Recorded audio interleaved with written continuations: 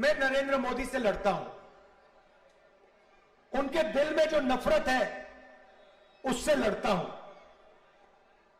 उनके क्रोध से लड़ता हूं। मेरे ऊपर 24 केस है, ठीक है, 24। एक असम में, गुजरात में, उत्तर प्रदेश में, बिहार में, महाराष्ट्र में, हर जगह मेरा कोई ना कोई केस है।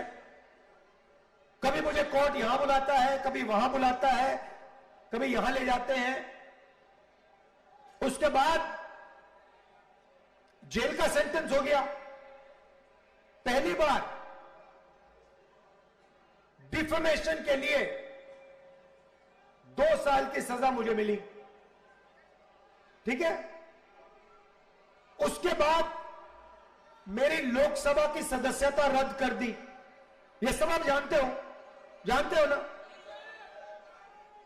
उसके बाद मेरा जो सरकारी घर था वो उठा के ले गए। मेरा जवाब भी आप जानते हो, मुझे आपका घर नहीं चाहिए, ले जाओ उठा के अपना घर, मुझे भी चाहिए ये घर। मेरा घर उस इमारत में थोड़ी है, मेरा घर हिंदुस्तान के करोड़ों गरीब लोगों के दिल में है। मुझे तुम्हारे घर की क्या जरूरत। तो ये मैंने बोला। और ये लड़ाई जो है विचारधारा की है, मैं उनसे कॉम्प्रोमाइज कर ही नहीं सकता, सवाल ही नहीं उठ सकता। ना नरेंद्र मोदी मुझसे कॉम्प्रोमाइज करेगा, ना मैं उससे कॉम्प्रोमाइज करूंगा। विचारधारा की लड़ाई है।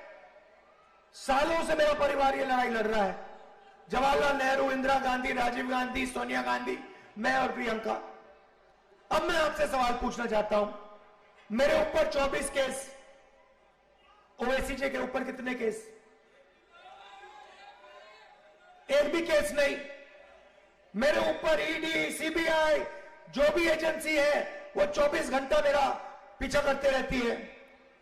ओवैसी जी के पीछे कौन सी एजेंसी है? ना ईडी, ना सीबीआई, ना इनकम टैक्स।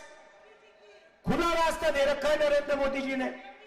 तो सवाल उठता है कि ओवैसी जी पे एक भी केस क्यों नहीं?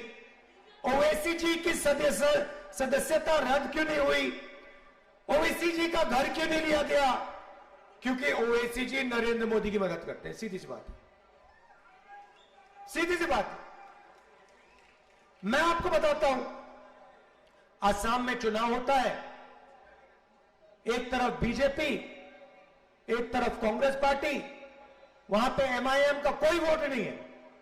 एकदम एमआईएम आती है, बीजेपी से कैंडिडेट की लिस्ट लेती है और कहती है भैया हमें बताओ आपके लिए कौन से कैंडिडेट हम खड़ा करें। और जो बीजेपी कहती है वो सारे के सारे कैंडिडेट्स एमआईएम असम में खड़ा कर देती है।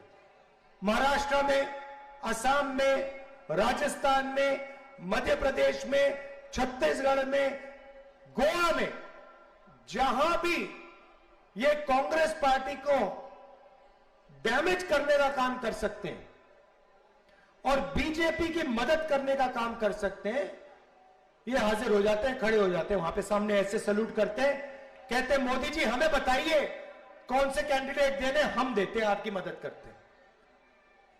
तो ये लड़ाई हो रही है। देखिए मेरे 2 लक्ष्य हैं। सबसे पहला लक्ष्य, बड़ा लक्ष्य, जो मैंने आपको पहले कह दिया, मोहब्बत का देश है, देश में नफरत को मिटाने का मेरा पहला लक्ष्य। अब वो काम पूरा करने के लिए नरेंद्र मोदी को दिल्ली में हराना होगा। उसके बिना यह काम नहीं किया जा सकता। और अगर हमें नरेंद्र मोदी को दिल्ली में हराना है तो तेलंगाना में केसीआर को पहले हराना होगा।